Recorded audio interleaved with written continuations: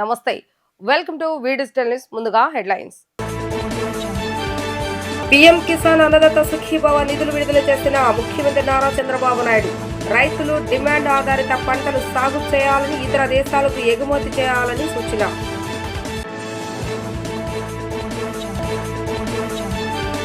ప్రజలకు సేవ చేయడమే సత్యసాయి లక్ష్యంగా పెట్టుకున్నారనే వారన్న క్రికెట్ దిగ్గజం సచిన్ టెండూల్కర్. తనకు పుస్తకం పంపించిన సంవత్సరమే ట్రోఫీ గెలవటం గోల్డెన్ మూమెంట్ అని వ్యాఖ్య.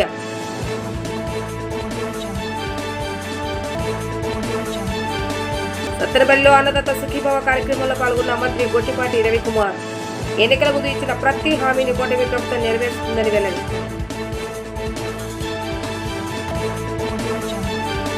ఎన్ని ఇబ్బందులు వచ్చినా నదుల అనుసంధానం చేసి ప్రతి ఎకరాకు నీళ్లిచ్చే బాధ్యత కూటమి ప్రభుత్వం తీసుకుంటుందని సీఎం చంద్రబాబు నాయుడు హామీ ఇచ్చారు. కడపలో నిర్వహించిన మహానాడును విజయవంతం చేసి మహానాడు ద్వారా కడప గడ్డ మీద టీడీపీ సత్తా ఏంటో నిరూపించారని ఆయన కొనియాడారు. వైఎస్ఆర్ కడప జిల్లా కమలాపురం నియోజకవర్గం పెండ్లిమర్రిలో సీఎం చంద్రబాబు నాయుడు పర్యటించారు. ప్రజావేదిక నుంచి అన్నదాత సుఖీభవ, పీఎం కిసాన్ 2వ విడత నిధులను విడుదల చేయడం జరిగింది.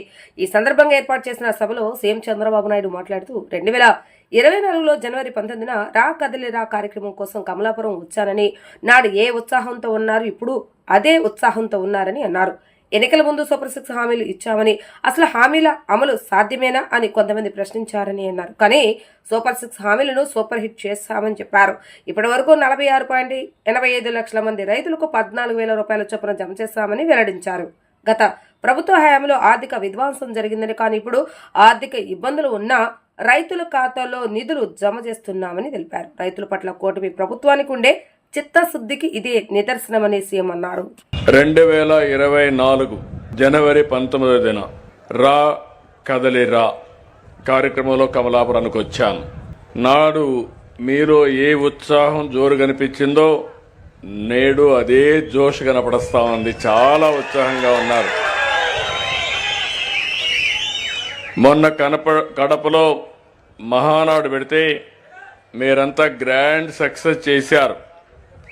అందరూ అన్నారు ఇది సక్సెస్ అవుతుందా అనుకున్నారు, కానీ కడప గడ్డ మీద మన సత్తా ఏంటో నిరూపించారు. ఎన్నికల ముందు సూపర్ 6 హామీలు ఇచ్చాం. ఆ రోజు అందరూ కూడా ఇది సాధ్యమా అన్నారు. నాడు మాట ఇచ్చినట్టే ప్రతి హామీని అమల్లోకి తెచ్చాం. 17 నెలల కాలంలో సూపర్ 6 హిట్ చేసి అవునా కాదా అని మిమ్మల్ని అడుగుతున్నా. ఈ క్రమంలోనే నేడు అన్నదాత సుఖీభవ 2వ విడత నిధులు విడుదల కార్యక్రమాన్ని కమలాపురం చెనదాసరిపల్లిలో చేస్తున్నాం. చెట్టు కింద ఆహ్లాదకరమైన వాతావరణంలో ప్రకృతి కూడా చాలా బాగుంది. ఇక్కడ ఉంటే ఆక్సిజన్ కూడా మంచి ఆక్సిజన్ వస్తుంది. ఇంకా 4 రోజులు ఎక్కువ బతికే అవకాశం కూడా ఉంటుంది. అలాంటి మంచి ప్రదేశంలో ఈ కార్యక్రమానికి మనం శ్రీకారం చుట్టాం. ఇప్పుడే ప్రధానమంత్రి గారు మాట్లాడారు. మీరు ఆ విషయం గుర్తుపెట్టుకోవాల్సిన అవసరం ఉంది. దానికంటే ముందు 46,85,838 మంది అన్నదాతలకి 14,000 చొప్పున ఈ కూటమి ప్రభుత్వం మీ అకౌంట్లో జమ చేశాం. ఇంకొక 6,000 3వ విడతలో వేస్తాం. మన రాష్ట్రంలో మీరు చూస్తే ఆర్థిక విధ్వంసం జరిగింది. అభివృద్ధి ఆగిపోయింది. వెసులుబాటు లేని పరిస్థితి. చెప్పిన మాట నిలబెట్టుకోవడానికి ఎన్ని ఆర్థిక ఇబ్బందులున్నా ఏమాత్రం ఆలస్యం చేయకుండా 2 విడతలు కలిపి 6,310 కోట్ల రూపాయలు అన్నదాతకి ఇచ్చాం. మీ అకౌంట్లో జమ చేశాం. ఇది మా చిత్తశుద్ధిని మరొకసారి మీ అందరికీ విజ్ఞప్తి చేస్తున్నా. ఎన్ని ఇబ్బందులు వచ్చినా అన్ని నదులు అనుసంధానం చేసి ప్రతి ఎకరాకు నీళ్లిచ్చే బాధ్యత ఈ ఎన్డీఏ ప్రభుత్వం తీసుకుంటామని మరొకసారి మీ అందరికీ హామీ ఇస్తున్నా. 2011 ప్రపంచ కప్ సమయంలో తాను బెంగళూరులో ఉన్నప్పుడు సత్యసాయిబాబా తనకు ఫోన్ చేసి ఒక పుస్తకాన్ని పంపించారని క్రికెట్ దిగ్గజం సచిన్ టెండూల్కర్ గుర్తు చేసుకున్నారు. ప్రజలను జడ్జి చేయకుండా వారిని అర్థం చేసుకోవాలని సత్యసాయి చెప్పేవారని అన్నారు. అలా చేస్తే చాలా సమస్యలు తొలగిపోతాయని కూడా చెప్పారని ఆయన వివరించారు. పుట్టపర్తిలో నిర్వహించిన సత్యసాయి శత జయంతి ఉత్సవాలకు సచిన్ కూడా హాజరయ్యారు. ఈ సందర్భంగా ఆయన మాట్లాడుతూ ప్రజలకు సేవ చేయటమే సత్యసాయి లక్ష్యంగా పెట్టుకునేవారని, వారి ఉన్నతికి ఆయన కృషి చేశారని వెల్లడించారు. శారీరక ఆరోగ్యంతో పాటు మానసిక ఆరోగ్యం కూడా ముఖ్యమని, సత్యసాయి ప్రజలకు ఆరోగ్యకరమైన జీవనం అందించేందుకు పాటుపడ్డారని కొనియాడారు. బలహీన వర్గాలకు సాయం చేయటమే నిజమైన గెలుపు అని, సత్యసాయిని కలిసిన వారికి ఎవరికైనా ఈ విషయం అర్థమవుతుందని తెలిపారు. 2011 ప్రపంచ కప్లో తాను ఆడినప్పుడు భావోద్వేగాలు అధికంగా ఉండేవని, బెంగళూరులో ఉన్న సమయంలో తనకు సత్యసాయి ఫోన్ చేసి పుస్తకాన్ని పంపించారని సచిన్ గుర్తు చేసుకున్నారు. ఈ పుస్తకం తనకు సానుకూల దృక్పథాన్ని, స్ఫూర్తిని ఇచ్చిందని అన్నారు. ఆ సంవత్సరమే తాను ట్రోఫీని గెలుచుకున్నానని వెల్లడించారు. అది తనకు గోల్డెన్ మూమెంట్ అని సచిన్ పేర్కొన్నారు. When I got to this place, I was sharing with the Honorable CM that, we played here in 1997, and the same thing was shared with our Honorable Prime Minister also, where I got to interact with Baba. Baba had this ability to be with you wherever in the mental space, wherever you were. And why I say this, because there were a number of questions going on in my head, whether should I be asking him or not, is it appropriate to ask? And without asking those questions, Baba had answered those questions. That was an unbelievable experience for me, because I was thinking, how did you know what was going on in my head? And he had already answered, blessed me, given me direction. I remember in 2011, after having played multiple World Cups, I knew that was going to be my last World Cup. There were huge expectations. Emotions were running high. We were having a camp in Bengaluru, and I received a phone call saying that Baba has sent you his book. It brought a smile to my face. I knew that this World Cup is going to be a special one for us. It gave me that confidence, that inner strength, as you call it, as an athlete, I would say that spring in my legs. It was very much there during the camp. And that book became my constant companion. We all know what happened after that in 2011, when India played against Sri Lanka in Mumbai and ended up lifting that trophy. The entire nation was celebrating. It was the golden moment of my cricketing life. I don't think I have expressed anything like that in my career, where the entire nation got together and they were celebrating. And that was only possible because of the blessings of our well-wishers and our gurus, and above all, Baba's blessings. It gave me the inner strength to go out and give my best, and reassured during all those challenges. Whenever I was on the field, it reassured that face those challenges without any fear, because Baba is with you. ఎన్నికలకు ముందు ఇచ్చిన ప్రతి హామీని కూటమి ప్రభుత్వం నెరవేరుస్తుందని రాష్ట్ర ఇంధన శాఖ మంత్రి గొట్టిపాటి రవికుమార్ స్పష్టం చేశారు. ఇచ్చిన మాటకు కట్టుబడి అర్హులైన ప్రతి ఒక్కరికి రెండో విడతగా రాష్ట్రం నుంచి 5,000 రూపాయలు, కేంద్రం నుంచి 2,000 రూపాయల నిధులు జమ చేస్తున్నామని తెలిపారు. ఏటా 20,000 ఇస్తున్నామని, అన్నదాత సుఖీభావ కోసం ఏడాదికి 10,000 కోట్ల రూపాయలకు పైగా ఖర్చు చేస్తున్నట్లుగా ఆయన వెల్లడించారు. ఎన్నికల్లో హామీలో ఒకటైన అన్నదాత సుఖీభావను అమలు చేస్తున్నామని అన్నారు. ఈ పథకంతో సుమారు 46.85 లక్షలకు పైగా రైతులు లబ్ధి పొందుతున్నారని పేర్కొన్నారు. సత్తెనపల్లి నియోజకవర్గంలోని సత్తెనపల్లి మండలం గుడిపూడి గ్రామంలో అన్నదాత సుఖీభావ పీఎం కిసాన్ కార్యక్రమంలో ముఖ్య అతిథిగా పాల్గొన్న మంత్రి గొట్టిపాటి రెండో విడత అన్నదాత సుఖీభావ నిధులను విడుదల చేశారు. ఈ సందర్భంగా ఆయన మాట్లాడుతూ సత్తెనపల్లి నియోజకవర్గంలోని సుమారు 36,752 మంది రైతులకు 24.07 కోట్లను విడుదల చేశారు. రైతులకు వ్యవసాయాన్ని లాభసాటిగా మార్చేందుకు అధునాతన విధానాలను ముఖ్యమంత్రి నారా చంద్రబాబు నాయుడు అమలు చేస్తున్నారని పేర్కొన్నారు. ఇందులో భాగంగానే ఆధునిక వ్యవసాయ పరికరాలను సబ్సిడీపై అందజేస్తున్నామని అన్నారు. 8 లక్షల విలువైన డ్రోన్ను 2 లక్షలకే రైతులకు అందిస్తున్న విషయాన్ని ఈ సందర్భంగా ఆయన గుర్తు చేశారు. అదేవిధంగా తైవాన్ స్ప్రేయర్లు, స్ప్రింక్లర్లను 20% సబ్సిడీకి అన్నదాతకు అందిస్తున్నట్లుగా తెలిపారు. ఎస్సీ ఎస్టీ రైతులకు మరింత సబ్సిడీ ఉంటుందని అన్నారు. కూటమి ప్రభుత్వం ఏర్పడిన 17 నెలల్లో చెప్పినవని చేసిందని స్పష్టం చేశారు. సీఎం చంద్రబాబు నాయుడు ఒక సంతకంతో 3,000 పెన్షన్ను 4,000కు పెంచడంతో పాటు సంవత్సరానికి 33,000 కోట్లకు పైగా పెన్షన్ కోసం ఖర్చు చేస్తున్నారని వెల్లడించారు. ఇవాళ మనం ఎలక్షన్ ముందు ఇచ్చిన హామీ ప్రకారం రైతు భరోసా, అన్నదాత సుఖీభవ 2వ విడత మనం ఇచ్చుకుంటాము. ఇవాళ 7,000 మళ్ళీ ఇస్తున్నాం. మనం ఇవాళ ఇచ్చిన మాట ప్రకారం ఏదైతే మనం ఎలక్షన్ ముందు అయితే చెప్పామో అన్నీ కూడా చూసే తప్పకుండా మనం అన్నీ చేస్తున్నాం. కేంద్ర ప్రభుత్వం, రాష్ట్ర ప్రభుత్వం కలిసి ఇవాళ మనం 20,000 ఇద్దాం అనుకున్నాం. ఆ రోజు 14,000 మనము, కేంద్ర ప్రభుత్వం 6,000. ఇప్పుడు 2వ విడత మనం ఒక 5,000, కేంద్ర ప్రభుత్వం ఒక 2,000 కలిపి రేపటి నుంచి ముఖ్యమంత్రి గారు చెప్పినట్టు అన్ని అకౌంట్స్లో వేస్తున్నాం. దీని మీద దాదాపు సంవత్సరానికి 10,000 కోట్ల రూపాయల పైన ఖర్చు పెడతా ఉన్నాం. అదే కాకుండా దాదాపు 46,85,838 మంది రైతులకు మనం ఈ కార్యక్రమం ద్వారా మేలు చేసే కార్యక్రమం చేస్తా ఉన్నాం. ఇదే కాదు, మనం ఈ 16-17 నెలల్లో ఇచ్చిన మాట ప్రకారం అన్నీ కూడా చేశాం. మొదటి సంతకం పెట్టే రోజే ముఖ్యమంత్రి గారు 3,000 నుంచి 4,000 రూపాయలు పెన్షన్ చేసి ఇచ్చారు. దాదాపు ఏ రాష్ట్రంలో, ఈ దేశంలో ఏ రాష్ట్రంలో ఇవ్వనన్ని పెన్షన్లు ఆంధ్ర రాష్ట్రం ఇస్తుంది. 65 లక్షల పెన్షన్లు ఇస్తుంది. 33,000 కోట్ల రూపాయలు ఖర్చు పెడతా ఉన్నాం. ఈ చుట్టుపక్కల ఎక్కడ ఏ రాష్ట్రంలో కూడా ఇంత పెద్ద ఎత్తున పెన్షన్లు ఖర్చు పెట్టే రాష్ట్రం లేదు. 4,000 ఇస్తున్నాము.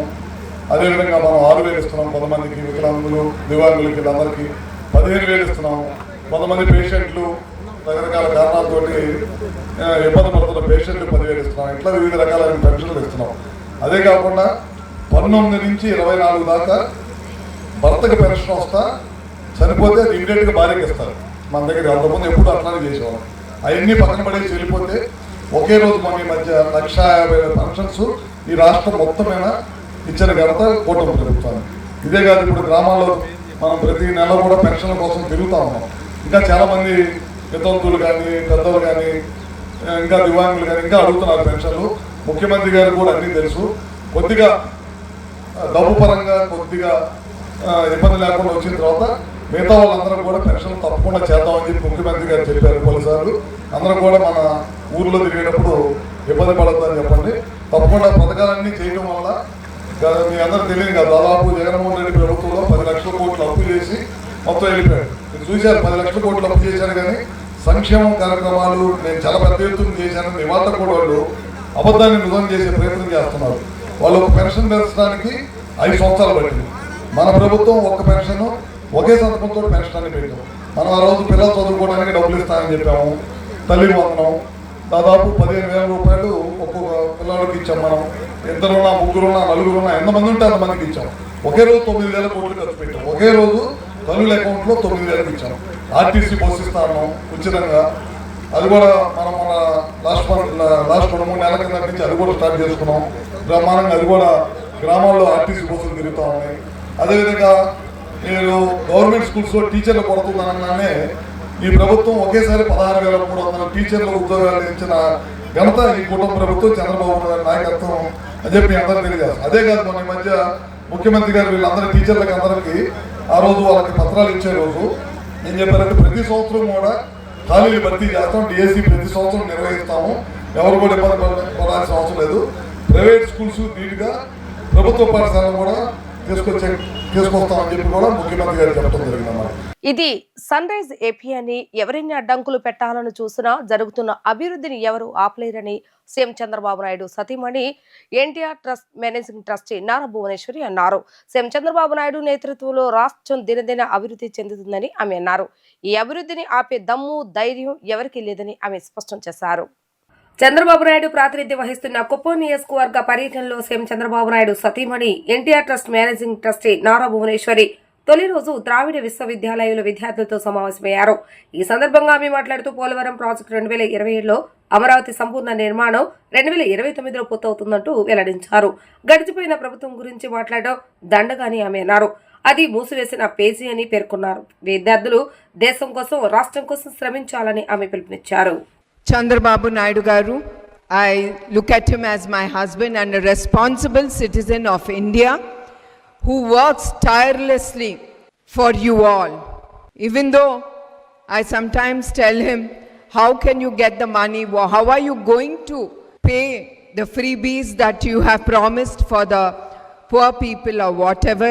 I keep asking him. He only believes, I will work for the state, I will bring money for the state, and I will take care of my people of Andhra Pradesh. And as you all know, he was offered bigger positions.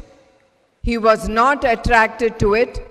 His only focus was his beloved state, Andhra Pradesh. So with his vision, as you all know, what happened last 5 years, I don't want to talk about it. It is just a faded era. And now starts the good era for the people. It's the people's government that has come forward, who's going to work for the youngsters, which is going to promise the youngsters for their future. So that's why Chandrababu Naidu Garu has worked a lot for Andhra Pradesh, and you all know now the investments are pouring into Andhra Pradesh. That is because they believe in the leadership. It is just the only thing he's asking, requesting them, please come invest in our state, the sunrise state, and we will take care of you. Nothing else I need, me or my family. We don't need anything else. It is only the people that I am looking and working for. And as you all know, our state is known as the sunrise state. No one can stop us. We all are going to rise above our capacities. Polavaram project, which is close to Chandrababu Naidu Garu 2027, and Amaravati, the capital of Andhra Pradesh, will be completed by 2029. So the Chief Minister Chandrababu Naidu Garu has shared all these developments with great excitement. The efforts of the Chief Minister in attracting the investments, giving excellent results. ప్రజలకు ఇబ్బంది కలిగిస్తే సహించేదే లేదని Machavaram CI Prakash హెచ్చరించారు. బహిరంగంగా మద్యం తాగటం, ప్రజలకు ఇబ్బందులు కలిగించడం లాంటి చర్యలకు పాల్పడితే కఠిన చర్యలు తీసుకుంటామని అన్నారు. నగరంలో మావోయిస్టులను అదుపులోకి తీసుకున్న నేపథ్యంలో పోలీస్ యంత్రాంగం అప్రమత్తమైంది. ప్రజలకు ఎటువంటి ఇబ్బందులు కలగకుండా కట్టుదిట్టమైన చర్యల్లో భాగంగా తూర్పు నియోజకవర్గ పరిధిలోని వైఎస్ఆర్ కాలనీలో విజువల్ పోలీసింగ్ కార్యక్రమాన్ని నిర్వహించారు. ఈ సందర్భంగా ప్రజల వద్దకు వెళ్లి మాచవరం సీఏ ప్రకాష్ సమస్యలను అడిగి తెలుసుకున్నారు. అనంతరం పలువురి రౌడీ షీటర్ల ఇంటికి వెళ్లి చెక్ చేశారు. ఈ సందర్భంగా ఆయన మాట్లాడుతూ ప్రజలకు ఇబ్బంది కలిగిస్తే సహించేది లేదని హెచ్చరించారు. బహిరంగంగా మద్యం తాగటం, ప్రజలకు ఇబ్బందులు కలిగించడం లాంటి చర్యలకు పాల్పడితే కఠిన చర్యలు తీసుకుంటామని అన్నారు. ప్రజలకు ఇబ్బంది కలిగిస్తే తనకు నేరుగా సమాచారాన్ని ఇవ్వాలని అన్నారు. తెలిసిన విషయమే, ఈరోజు విజయవాడలో కొత్త ఆటో నగర్లో మావోయిస్టులు అరెస్ట్ చేయడం జరిగింది. దాన్ని దృష్టిలో పెట్టుకొని గౌరవనీయుల సిపి గారు, డీసీపీ గారు, మా సెంట్రల్ ఏసీపీ దామోదర్ సార్ ఉత్తర్వుల ప్రకారం మా ఏరియాలో అలాంటి వ్యక్తులు, కొత్త వ్యక్తులు ఎవరైనా షెల్టర్ జోన్లో ఉన్నారనే దానిపై కార్డినెన్స్ సెర్చ్ ఆపరేషన్ చేయమని చెప్పారు. ప్రతి బ్లాక్లోకి వెళ్ళి ఎవరెవరు ఉంటారు, ఎందుకు ఉంటారు, ఎక్కడి నుంచి వచ్చారు, కొత్త వ్యక్తులు ఎవరైనా వచ్చారనే విషయాలు తెలుసుకోవడం కోసం ఈరోజు మాచవరం పోలీస్ స్టేషన్ లిమిట్స్లో ఈ గుంతల వైఎస్ఆర్ కోణంలో అన్ని బ్లాకులు సెర్చ్ చేయడం జరిగింది. వాళ్ళతో మాట్లాడడం జరిగింది. ఎవరైనా కొత్త వ్యక్తులు అద్దెకు వచ్చినా వాళ్ళ వివరాలు కంపల్సరీగా పోలీస్ స్టేషన్లో తెలియపరచవలసిందిగా అందరికీ అవేర్నెస్ ప్రోగ్రాము కండక్ట్ చేయడం జరిగింది. మ్యాక్సిమం ఈ బ్లాకులో 5 బ్లాకులో కూడా తెలిసిన వాళ్ళే ఉన్నారు. కొంతమంది అద్దెకున్నా కానీ చాలా సంవత్సరాలు పెట్టి అద్దెకుంటారు. నెక్స్ట్ ఈ ఏరియాలో రౌడీ షీట్లు కానీ, బ్లేడ్ బ్యాచ్ కానీ, గంజా బ్యాచ్ కానీ వివరాలు కూడా కనుక్కున్నాం. అంతా పీస్ఫుల్గా ఉందని చెప్పారు. అక్కడక్కడ నైట్ టైం కొద్దిగా తాగి న్యూసెన్స్ చేస్తారని చెప్పారు. వాళ్ళందరికీ మా ఫోన్ నెంబర్లు ఇవ్వడం జరిగింది. పోలీసులు కూడా వస్తున్నారు, వాళ్ళు తీసుకెళ్తున్నారు. బయట వ్యక్తులు రాకుండా ఇక్కడ వాళ్ళే కొంతమంది ఆటోలో కూర్చొని మందు గట్ట తాగుతున్నారు, చిన్న చిన్న కంప్లైంట్ చెప్పారు. అవి కూడా కంట్రోల్ చేస్తాము. మెయిన్గా ఈ మావోయిస్టులకి విజయవాడలో ఎప్పుడూ లేదు, సిటీలోకి ఎంటర్ అయ్యి షెల్టర్ చేసుకున్నారు కాబట్టి దాని పర్పస్ విజయవాడ మొత్తాన్ని కమిషనర్ ఆధ్వర్యంలో అన్ని పోలీస్ స్టేషన్లో కూడా సెర్చ్ చేయడం జరుగుతుంది. దానిలో భాగంగా ఈరోజు మాచవరం లిమిట్స్లో గుణదల వైఎస్ఆర్ కాలనీలో సెర్చ్ చేయడం జరిగింది. Thank you. రాష్ట్రంలో ప్రజాస్వామ్యయుతంగా పాలన జరగటం లేదని కూటమి ప్రభుత్వంపై మాజీ మంత్రి బొత్స సత్యనారాయణ ఆగ్రహాన్ని వ్యక్తం చేశారు. ప్రభుత్వాన్ని ప్రశ్నిస్తే అరెస్టు చేస్తారా అంటూ ప్రశ్నించారు. చట్టాన్ని చేతిలోకి తీసుకుంటామంటే అన్ని రోజులు ఒకేలాగా ఉండవని ఆయన చెప్పారు.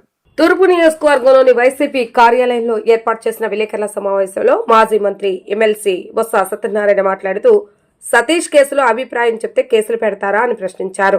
స్టీల్ ప్లాంట్ పై చంద్రబాబు నాయుడు వ్యాఖ్యలను ఖండిస్తున్నామని అన్నారు. బాధ్యత గల సీఎంగా చంద్రబాబు నాయుడు వ్యవహరించడం లేదని అన్నారు. ఆయన వ్యవహార శైలిపై అనేక అనుమానాలు ఉన్నాయని అన్నారు. ఇది అంబేద్కర్ రాజ్యాంగమా, తాలిబాన్ల రాజ్యాంగమా అని కూటమి ప్రభుత్వాన్ని ఆయన ప్రశ్నించడం జరిగింది.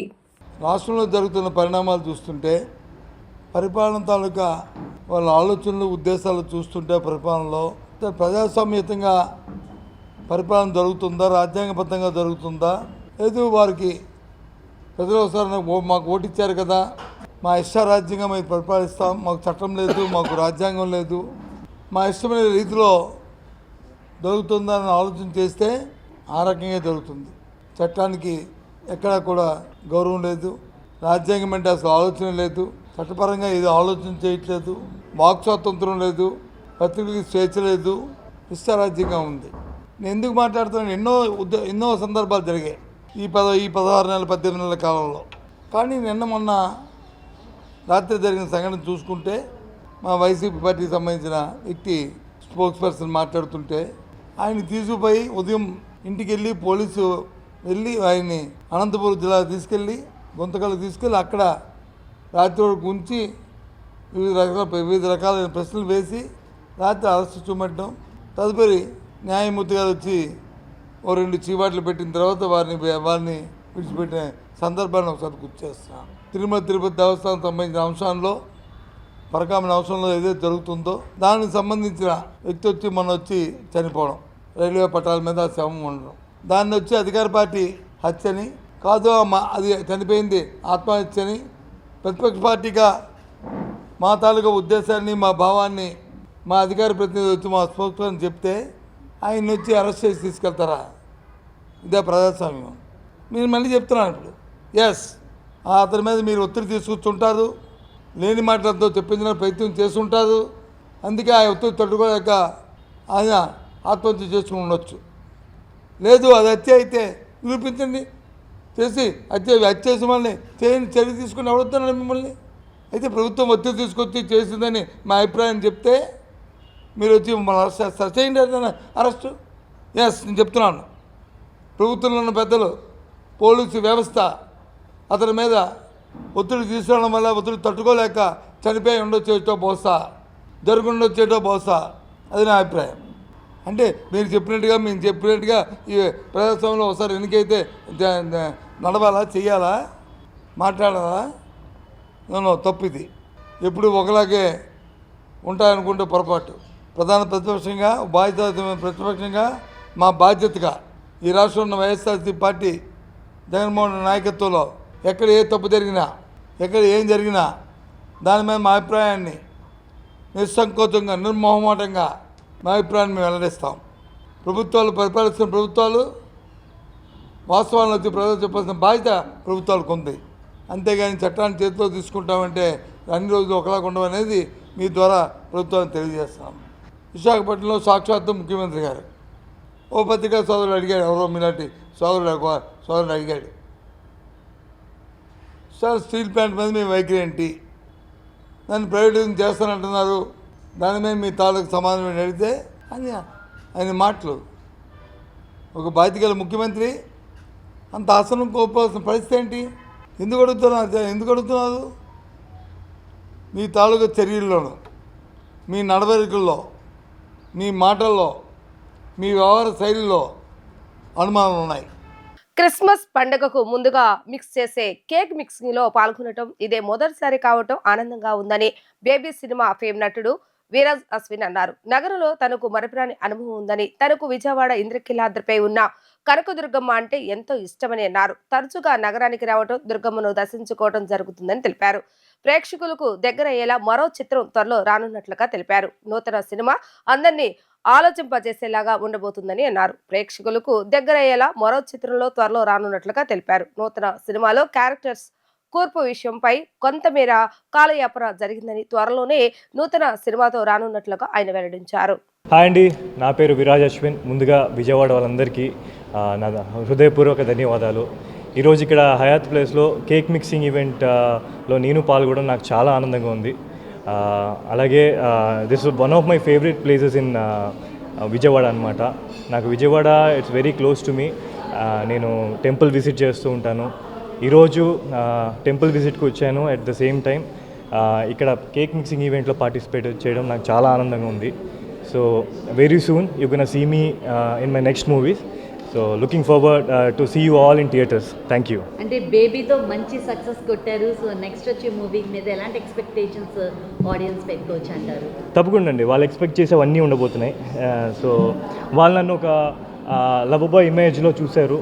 సో ఒక లవ్ స్టోరీతో పాటు వస్తున్నాను అండ్ మోర్ ఆఫ్ ఒక యాక్షన్ ఓరియంటెడ్ సినిమా కూడా వస్తుంది.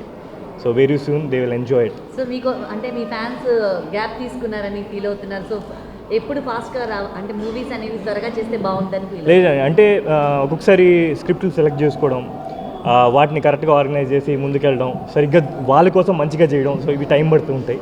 సో అలా టైం పట్టింది అంతే తప్ప ఇంకేం లేదు. విజయవాడలో మీకు నచ్చిన ప్లేస్? నాకు అమ్మవారి గుడి అంటే చాలా ఇష్టం.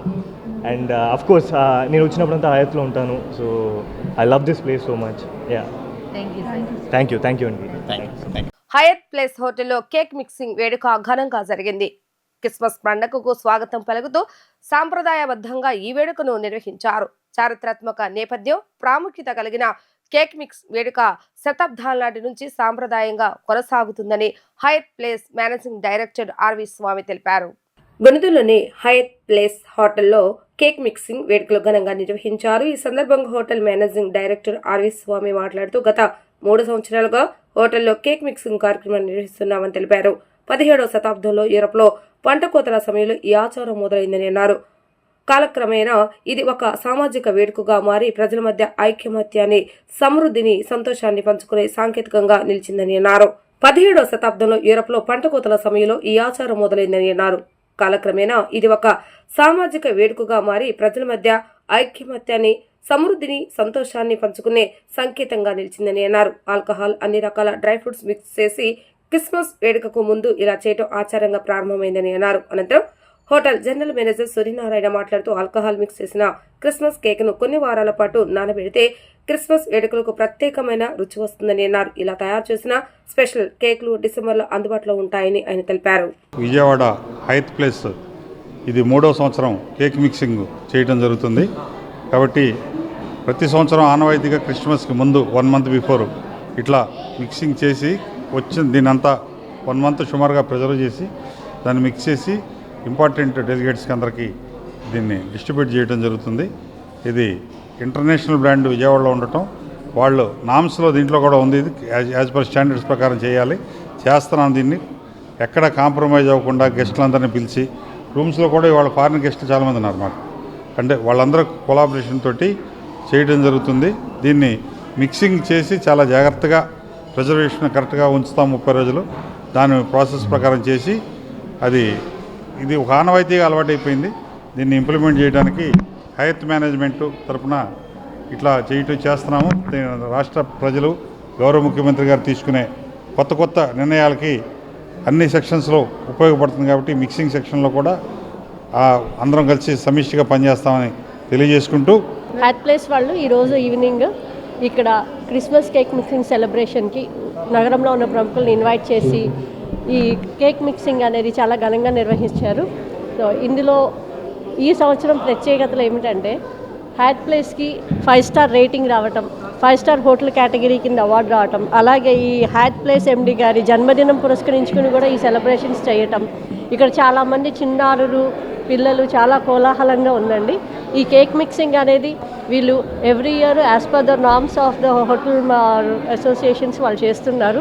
సో మమ్మల్ని అందరినీ ఈ కార్యక్రమానికి ఆహ్వానించి ఇంత ఘనంగా ఈ వేడుక జరుపుతున్నందుకు మేము అందరం చాలా సంతోషిస్తున్నాము. నా పేరు Suma Atluri, I'm from AP chambers. నా పేరు సూర్య, నేను హయత్ ప్లేస్ విజయవాడ హోటల్కి జనరల్ మేనేజర్గా పనిచేస్తున్నాను. సో ఈరోజు మా హోటల్లో క్రిస్మస్ సెలబ్రేషన్ సంబంధించి కేక్ మిక్సింగ్ ఈవెంట్ అనేది జరుపుకోవడం జరుగుతుంది. ఇప్పుడు ఇక్కడ ఇదేంటంటే ఒక ట్రెడిషనల్ ఈవెంటు. ఇది ఒక ఫెస్టివ్ సీజన్, క్రిస్మస్ ఫెస్టివ్ సీజన్కి ఒక ఓపెనింగ్ సెరమనీ లాగా చేసుకుంటూ ఉంటాం దీన్ని. అది లాట్ ఆఫ్ ఫ్రూట్స్ అవన్నీ కూడా మనం ఆల్కహాల్తో వాటితో మిక్స్ చేసి వాటిని మనం ప్రిజర్వ్ చేసి ఒక 6 to 8 weeks వీటిని మనం ప్రిజర్వ్ చేసి వీటిలో నుంచి ఎన్నో రకాల క్రిస్మస్ సంబంధించి ప్లమ్ కేక్ అని, క్రిస్మస్ పుడింగ్, తర్వాత క్రిస్మస్ గుడీస్ అవన్నీ కూడా చేయడం జరుగుతుంది. దాన్ని తయారు చేసిన తర్వాత మళ్ళీ మేము డ్యూరింగ్ ద క్రిస్మస్ టైంలో వచ్చిన గెస్ట్లకి మా హోటల్లో ఉన్న వాళ్ళకి మేము అందరూ ఆఫర్ చేస్తాము. దీంతో పాటుగా I wish all the people of our nation and the world merry Christmas and wishing a very advanced new 2026 year. వార్తలు ముగించే ముందు హెడ్లైన్స్ మరొకసారి. పీఎం కిసాన్ అన్నదాత సుఖీభవ నిధులు విడుదల చేసిన ముఖ్యమంత్రి నారా చంద్రబాబు నాయుడు. రైతులు డిమాండ్ ఆధారిత పంటలు సాగు చేయాలని, ఇతర దేశాలకు ఎగుమతి చేయాలని సూచన.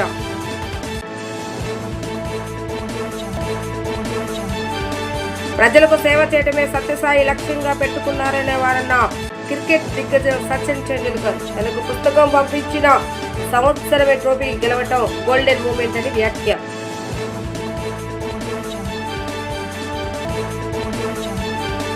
సత్తెనపల్లిలో అన్నదాత సుఖీభవ కార్యక్రమంలో పాల్గొన్న మంత్రి గొట్టిపాటి రవికుమార్. ఎన్నికల ముందు ఇచ్చిన ప్రతి హామీని కూటమి ప్రభుత్వం నెరవేరుస్తుందని వెల్లడి.